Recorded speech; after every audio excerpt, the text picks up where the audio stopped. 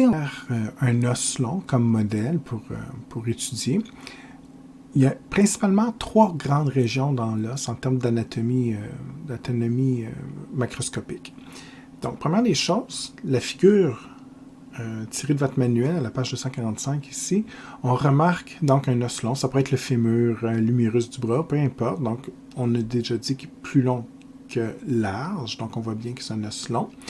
La première région, c'est ce que j'ai encadré ici en bleu, qu'on appelle la diaphyse. Donc, quand vous voyez ce terme-là, je veux que vous pensiez au centre, le centre de l'os. Donc, en fait, on voit qu'il y a 2 extrémités, et entre les 2 extrémités, tout ce que je pointe présentement, c'est la diaphyse. Donc, c'est littéralement le corps de l'os. La première chose qui peut vous frapper, vous surprendre quand on regarde un os long, c'est qu'il est creux. Vous pensez souvent que le fait que ça soit solide et tout ça, vous pensez que c'est plein. Et en fait, si vous remarquez, il y a une très grande cavité ici, qu'on appelle la cavité médulaire, qui, en fait, c'est écrit ici. Okay? Donc, la cavité médulaire, elle est présente seulement dans la diaphyse. Ça me rappelle un peu une paille pour boire. Donc, ce serait comme vraiment l'intérieur de la paille qui est vide. On verra éventuellement peut-être un petit peu plus en détail qu'est-ce qu'il y a à l'intérieur, mais déjà, vous voyez que c'est un endroit privilégié pour faire passer des vaisseaux sanguins, parce qu'évidemment, on n'est pas capable de passer dans la matière osseuse qui est trop solide, donc on va se faire circuler veineux, artériole, comme ça, d'une extrémité à l'autre de l'os, parce qu'évidemment, les cellules de l'os doivent survivre, hein? C'est vivant de l'os, on a besoin les cellules osseuses ont besoin de glucose, de triglycérides, pour faire de l'ATP, puis d'acide aminé, tout ça, d'oxygène, bien sûr. Donc, c'est la façon privilégiée. Et il y a aussi de la moelle osseuse jaune dans les os, qui sont en fait une réserve de graisse, de triglycérides, comme on peut retrouver dans les cellules adipeuses de la région abdominale, exemple. Sauf que généralement, les triglycérides ici sont en majeure partie utilisés comme réserve d'énergie pour l'activité métabolique de l'os. Donc, tout ça, c'est la diaphyse. Autre chose, on a 2 extrémités. Donc, les 2 extrémités, là, on va parler plus de épiphyse. E pour extrémité, ça va peut-être vous aider à ne pas mêler les 2 termes. Donc, c'est vraiment, j'ai 2 extrémités, 2 épiphyses. Il y en a une qui s'appelle proximale. Proximale, pro pour proche. Donc, c'est l'épiphyse, l'extrémité de l'os qui est le plus près du tronc. Exemple, si c'est l'os du bras, l'humérus, l'épiphyse proximale, c'est la région de l'humérus qui serait près de l'épaule. Par opposition à l'épiphyse distale. Distal veut dire distant, on est plus loin du tronc. Donc, dans ce cas-ci, ça serait la partie de l'humérus qui serait plus près de l'articulation du coude. Donc, mais les deux portent le nom d'épiphyse, évidemment, en référence à l'extrémité des 2 os. Ce qui est particulier au niveau des épiphyses, c'est que premièrement, on remarque que c'est là qu'on va retrouver du cartilage articulaire. On a déjà parlé en début de capsule. Il n'y en a pas dans la diaphyse. Donc, c'est dans les 2 extrémités. Parce qu'on va utiliser ces extrémités, justement, au niveau de l'articulation. Donc, on pourra faire contact avec un autre os au niveau de l'articulation. Et c'est, comme je l'ai déjà dit, c'est pour protéger, empêcher l'érosion entre 2 os, exemple. Donc, voilà, c'est vraiment pour ça qu'on laisse ici du cartilage hyalin pour protéger. Ce qu'on ne retrouve pas dans la diaphyse. L'autre chose, vous remarquez que l'épiphyse au complet est fait de tissu osseux spongieux. Donc, c'est vrai pour l'épiphyse proximale comme l'épiphyse distale. Donc, dans ce cas-ci, le fait que ce soit du tissu spongieux, ça donne une légèreté à cette matière osseuse qu'on ne retrouve pas dans le tissu osseux compact, qui est essentiellement au niveau de la diaphyse. On remarque aussi que les trous, non seulement sont remplis d'air, ce qui va alléger le poids de l'os, mais également donner une meilleure capacité à subir des contraintes physiques, comme je l'ai déjà expliqué précédemment. Mais également, on voit très bien sur le schéma ici que les vaisseaux sanguins vont pouvoir quitter la cavité médulaire et se faufiler comme ça dans les différentes cavités de l'os spongieux. Donc, c'est beaucoup plus facile de faire passer les vénules, les artérioles, évidemment, contrairement au tissu osseux compact, où là, ça va être plus difficile. Et là, si vous remarquez, la diaphyse est faite essentiellement de tissu osseux compact, ce que je pointe présentement à l'écran, Donc, à peu près ce que je colore ici. Mais il y a une mince couche comme ça qui va venir tapisser le tissu compact et qui est du tissu spongieux.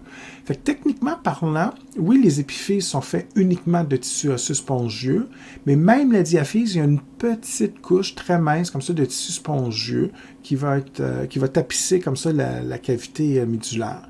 Par contre, au-delà de cette petite couche de tissu spongieux, c'est essentiellement du tissu osseux compact. Okay? Donc, au niveau de la diaphyse, évidemment. C'est une des principales différences. Troisième région, donc on a parlé des deux extrémités, épiphyse, le corps de l'os qui est la diaphyse, mais entre les épiphyses et la diaphyse, il y a ce qu'on appelle ici en encadré vert la métaphyse. Donc, il y en a deux. Une qui va être située entre l'épiphyse proximale et la diaphyse. Donc, c'est vraiment une région tampon entre les deux autres. Ce qui est particulier au niveau du cartilage, au milieu de la métaphyse, c'est la présence d'un cartilage particulier qu'on appelle le cartilage épiphysaire. Donc, ce cartilage va être là pendant un certain moment de notre vie, mais il va finir par disparaître. Donc, on va le montrer seulement sur l'épiphyse proximale, mais c'est la même chose pour la distale. Donc, ici, on vous parle d'une ligne épiphysaire. Dans ce cas-ci, le cartilage épiphysaire a disparu. Ça veut dire que c'est un os adulte. En fait, chez un jeune enfant en croissance, au lieu d'une ligne, ce qu'on va voir, je le fais sous forme carrée ici, là, c'est pas très visible, mais il peut avoir une espèce de plaque de cartilage dans la métaphyse, et cette plaque de cartilage, qu'on appelle le cartilage épiphysaire, sert à la croissance. Donc, tant qu'on est en croissance et qu'on n'a pas atteint notre taille adulte, on va utiliser ce cartilage présent dans la métaphyse, donc le cartilage épiphysaire, et c'est à cet endroit que les cellules vont être extrêmement actives, qui vont produire, oui, du cartilage, qui sera éventuellement converti en matière osseuse, et ça va ajouter à l'os, qui va pouvoir allonger, mais aussi épaissir. Et on va faire ça jusqu'à temps qu'on arrête la croissance. Donc, généralement, chez la femme, en moyenne, ça peut varier, mais autour de l'âge de 18 ans, la croissance est terminée, osseuse, évidemment. Et chez l'homme, ça peut aller jusqu'à 25 ans, bien que 22 à 25 ans, là, la croissance est très limitée, mais c'est un peu plus long.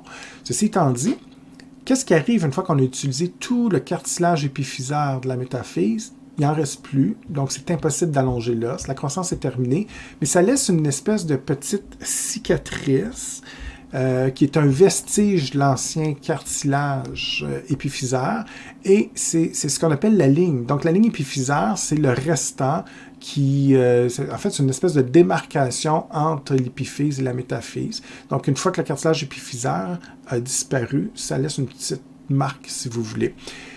C'est intéressant parfois, plus pour le médico-légal, exemple, parce que si vous trouvez un os qui a une ligne épiphysaire, c'est clairement, on peut dater, hein, on peut estimer l'âge à partir de cette caractéristique anatomique. Donc, c'est clairement une ligne épiphysaire suggère que la croissance est terminée, donc c'est un os adulte, évidemment. Et s'il y a une plaque de cartilage, plus que la plaque et que le cartilage épiphysaire dans la métaphyse est important, plus que l'os est jeune. Et moins qu'il en reste, mais plus que la croissance a été effectuée chez cette personne. Donc, c'est une petite composante anatomique comme ça qui peut amener d'autres sortes d'informations. Mais évidemment, pour le cours de biologie, ce qui est important, c'est d'être capable de situer la métaphyse et que son principal rôle, c'est de contenir cette fine couche de cartilage qu'on appelle épiphysaire et qui sert à la croissance. Et quand la croissance est terminée, mais il n'y en a plus, il reste simplement une ligne. Comme n'importe quel os ou organe, il faut des tissus de protection. Donc, l'os a son propre tissu externe et interne qui va le protéger. Ce qu'on appelle le périos est en fait un tissu extrêmement résistant. C'est un tissu conjonctif essentiellement.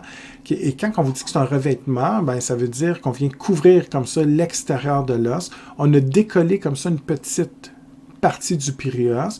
On voit les fibres de Sharpey, même si vous ne savez pas le nom, c'est pas grave, mais comprenez qu'il y a beaucoup de fibres de collagène, c'est ça les fibres de Sharpey, qui vont permettre de maintenir en place le périos justement sur l'os. Donc c'est vraiment un rôle de protection externe.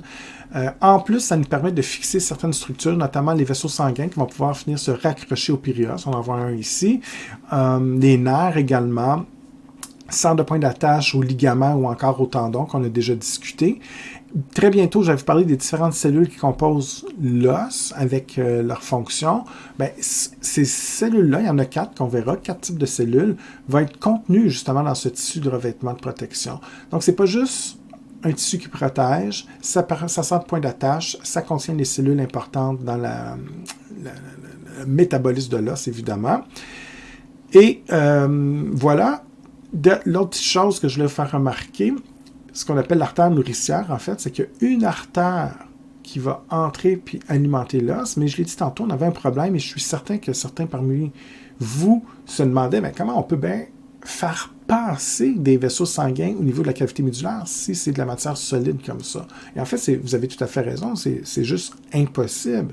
Donc, ça nous prend une espèce de petit trou, de petite ouverture pour faire passer une artère.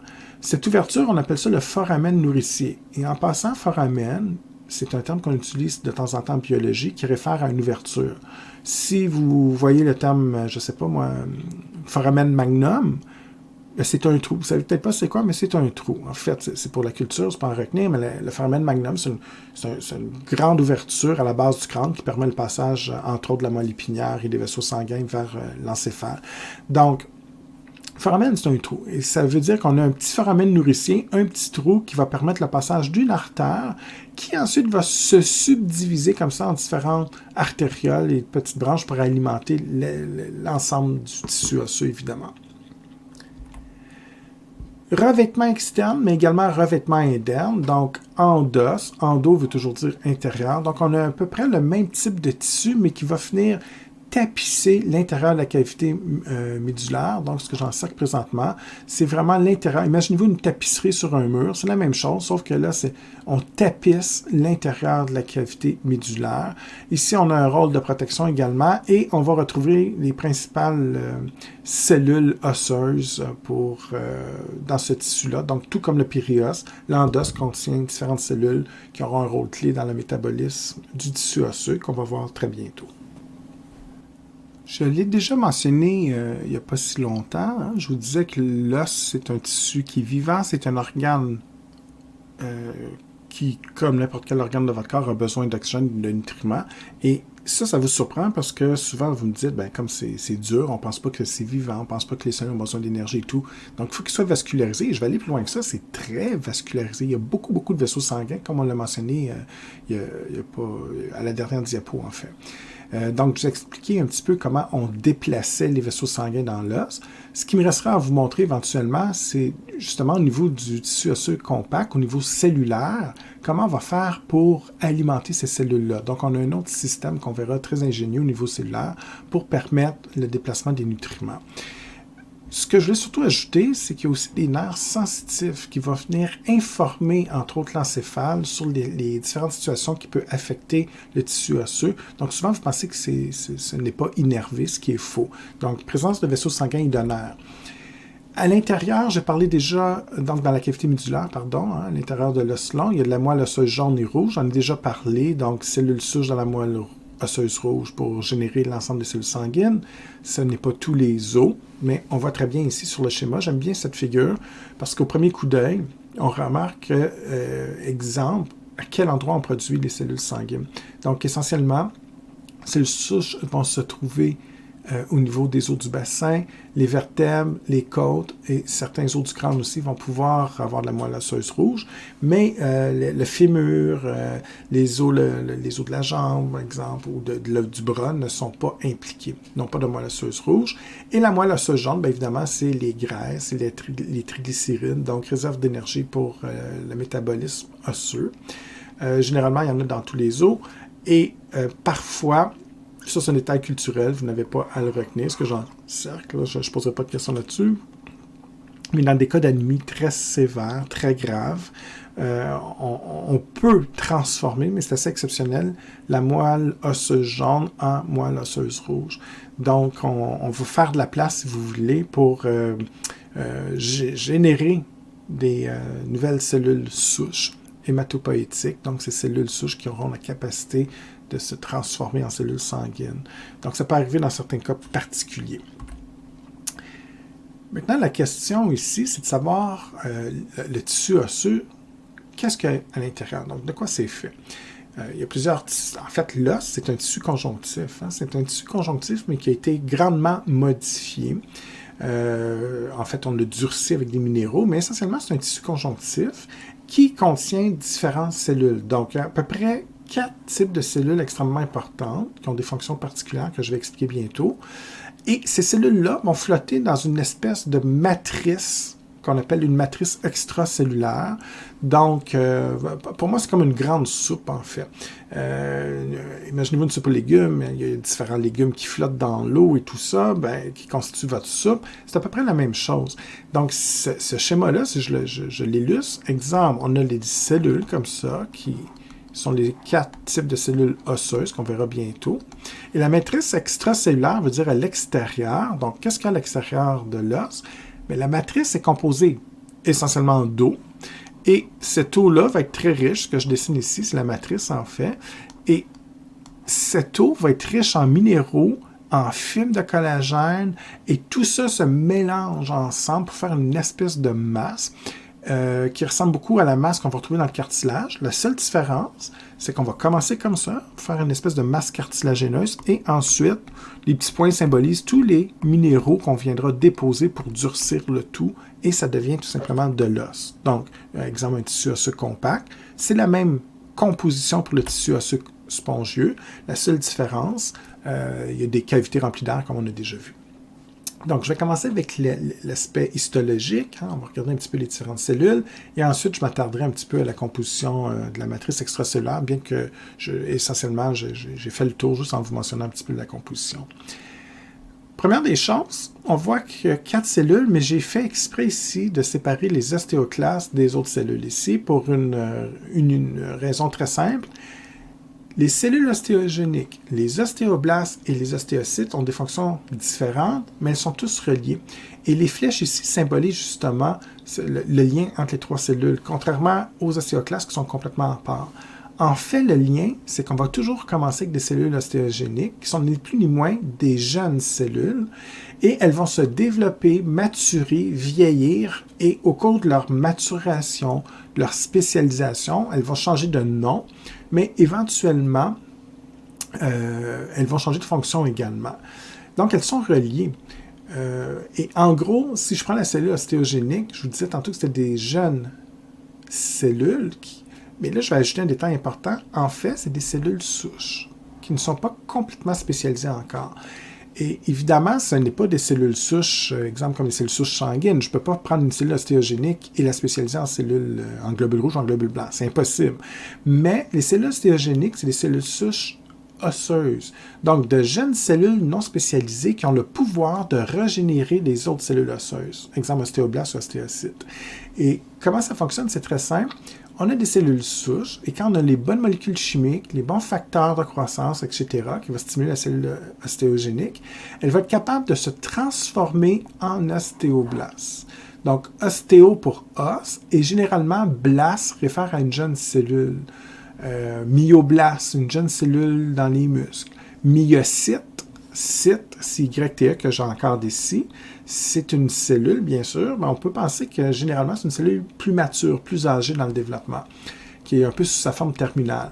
Donc, comment ça fonctionne? Cellule souche ostéogénique se transforme en ostéoblaste. Donc, voilà. Les ostéoblastes, ce sont de jeunes cellules, et j'encadre le B pour les distinguer des ostéoclastes qui ont un C de différence. Une seule lettre, mais 2 fonctions complètement différentes.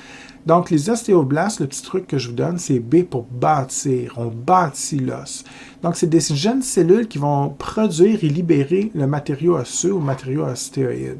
Donc, c'est les autres qui vont sécréter les différentes substances qui vont former la matrice extracellulaire que je parlais tantôt.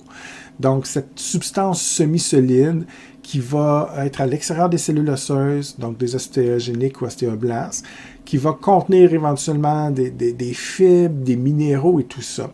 Donc, c'est ces cellules-là qui vont vraiment bâtir l'os, qui vont déposer à l'extérieur, autour d'elles-mêmes, cette substance ostéoïde. Éventuellement, elles vont carrément s'emmurer dans la matière osseuse, elles deviennent prisonnières. Et c'est là que ces jeunes cellules ne seront plus capables de produire le matériau ostéoïde, et devrait être tout simplement éliminé, devrait mourir, parce que là, on n'aura plus accès aux vaisseaux sanguins et tout ça.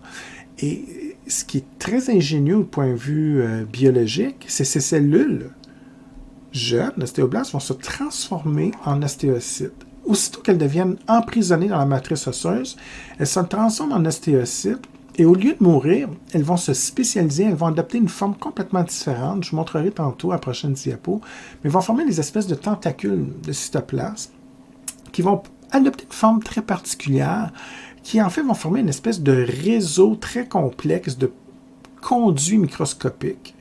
Et ces conduits microscopiques, ces canaux microscopiques forment un réseau complexe qui vont aller se brancher éventuellement sur un vaisseau sanguin. Et donc, on va pouvoir acheminer les nutriments vers les cellules emprisonnées, les ostéocytes. Et ces ostéocytes, ces vieilles cellules osseuses ou ces cellules matures, hein, c'est le dernier stade de cette cellule-là dans l'historique de leur vie, si on peut dire, au cours de leur développement, ces cellules matures ont perdu la capacité. Donc, on n'est plus capable de produire le matériau ostéoïde. Ils ne peuvent plus en fait, carrément, ils ont arrêté la production de matière osseuse, mais elles sont extrêmement importantes pour entretenir la matrice osseuse, pour participer au métabolisme de l'os et, entre autres, participer au réseau de distribution des nutriments. Donc, c'est intéressant de voir que ces trois sortes de cellules différentes qui ont des fonctions différentes, mais qui viennent du même endroit, en fait. C'est qu'ils vont se développer et vont prendre de l'âge, en fait. Et selon le stade de développement qu'elles ont atteint, bien évidemment, ça va modifier un petit peu leur fonction. Les ostéoclastes sont carrément à part, donc le C, hein, une seule lettre de différence avec les ostéoblastes, mais complètement différent. Et le petit truc que je vous donne, c'est pour casser, on casse de l'os. Donc les ostéoclastes sont là pour dégrader la substance osseuse. Généralement, c'est des gros macrophages, des cellules phagocytaires qui ont des enzymes hydrolytiques très puissantes qui vont tout simplement briser de l'os. Et donc, des fois, vous vous demandez pourquoi. Bien, déjà, je vous ai déjà dit que si vous étiez en hypocalcémie et que vous manquez de calcium, les ostéoclastes vont devenir très, très importants parce que pour remonter le calcium, on va piger dans la banque, qui est l'os. Et pour libérer de l'os, je vous disais qu'on allait casser un peu de matière osseuse. En fait, c'est les ostéoclastes qui vont briser l'os. En dégradant la matière osseuse, on va libérer du calcium pour remonter la calcémie. On verra aussi dans le processus de réparation de l'os, au cours d'une fracture, exemple, ils vont jouer un rôle important aussi pour redonner la forme à l'os et tout ça. Des fois, il y a des dépôts osseux un peu trop importants au cours de la réparation de la fracture. Donc, on va finir enlever un petit peu de matière superflue. Donc, c'est principalement leurs deux fonctions. Et l'ostéoblaste, lui, bien évidemment, ça va être de reconstruire la matière osseuse. J'en parlerai quand ça sera le temps, mais déjà, j'imagine que certains d'entre vous, vous pouvez visualiser que tout ça est un équilibre. On veut que l'activité des ostéoclastes et ostéoblastes soit bien régulée. Et évidemment, si les ostéoclastes, pour X raisons, troubles endocriniens, entre autres, devenaient beaucoup trop actifs par rapport aux ostéoblastes, mais là, on dépose moins de matière osseuse qu'on enlève. Donc là, ça pourrait amener des problèmes, exemple d'ostéoporose. Donc des os plus fragiles qui pourraient s'effriter ou se briser plus facilement parce qu'on dégrade plus d'os qu'on en construit. L'inverse est également vrai. Si les ostéoblastes sont trop actifs puis on dépose trop de matière osseuse, ça pourrait amener aussi des problèmes. Donc des déformations au niveau des os par accumulation excessive de matière osseuse qui pourrait gêner des mouvements, faire de l'inflammation ou comprimer un nerf sensitif et stimuler des nocicepteurs, exemple, et faire de la douleur. Donc, évidemment, c'est un équilibre, comme toute chose en biologie. On doit maintenir un équilibre entre les deux pour rester en santé. En image, on n'a pas les ostéoclastes ici, c'est les trois autres cellules. Donc, ici, on a les cellules souches, hein, les cellules ostéogéniques, donc sur leur forme initiale, qui peuvent se multiplier par mitose pour générer d'autres ostéogéniques, mais également se transformer en ostéoblastes. Donc, ces cellules forment les jeunes cellules qui produisent la matière osseuse. Et quand je vous parlais, c'était surtout ça mon objectif ici à cette figure, quand je vous disais que les ostéoblastes, à force de produire de la matière osseuse autour d'elle, elle va finir par s'emprisonner dans la matière ostéoïde ou osseuse, c'est la même chose. Celle-ci est coincée, elle devrait mourir, parce que là, les vaisseaux sanguins n'arrivent plus à passer la matière ostéoïde. Ce qui va se passer, c'est que ça va déclencher la transformation de l'ostéoblaste en ostéocyte, qui est là pour maintenir la matière osseuse, assurer la distribution des nutriments. Et la principale, en fait, il y a plusieurs changements. On voit que cette forme prend une forme, donc la forme de l'ostéoblaste, en termes d'anatomie histologique, prend une forme un peu plus allongée. Mais ce qui est vraiment important, c'est ce que j'en sers. Contrairement à l'ostéoblaste, quand elle devient une ostéocyte, on est capable de développer un réseau de canaux microscopiques. Je vous disais que ça rappelle un petit peu des tentacules, mais en fait, ce qui est ingénieux, imaginez-vous que j'ai des milliers comme ça d'ostéocytes qui vont faire des canaux qui vont se relier ensemble. Et ce réseau de canaux complexes va pouvoir unir comme ça les différentes cellules ostéocytes, ce qui permet d'assurer le transport comme ça des nutriments dans l'ensemble des cellules osseuses.